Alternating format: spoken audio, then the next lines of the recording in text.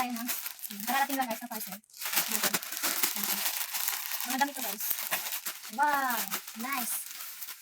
Yan. Okay. Mahal ka lang. Bakit na natin? Grabe. Okay guys. Ito pala. Okay guys.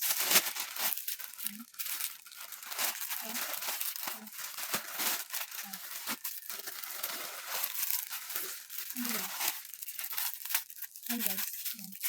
1, 2, 3, 4, 5, 6, 7, 8. Ang dami guys. Diba? Ano guys? Maliliit na to guys.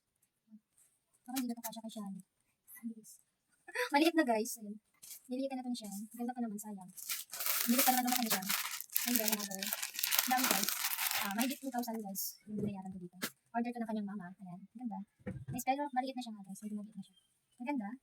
1, 2, 3, 4, 5. Ayan.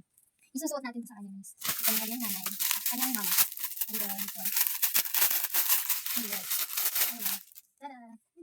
Hindi ba? Hindi ba ito na ba? Ang daming ano na. Tamang-tama. Tamang-tama to guys ngayon. Madami. Maraming ngayon. Ayan. Marami siyang socks. Nasusuot. Alam ngayon, hindi makapaglaba. Ito pa meron pa pala guys. So, diba? Gaganda ng damit. Sobrang gaganda niya guys. Pero mabilis lang itong lumit sa kanya. Kasi lumaki siya. Hindi siya lumaki.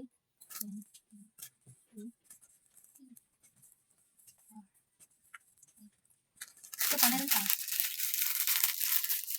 Balik natin ito ulit. Tapos pipicturean ko siya guys. Para kay baby.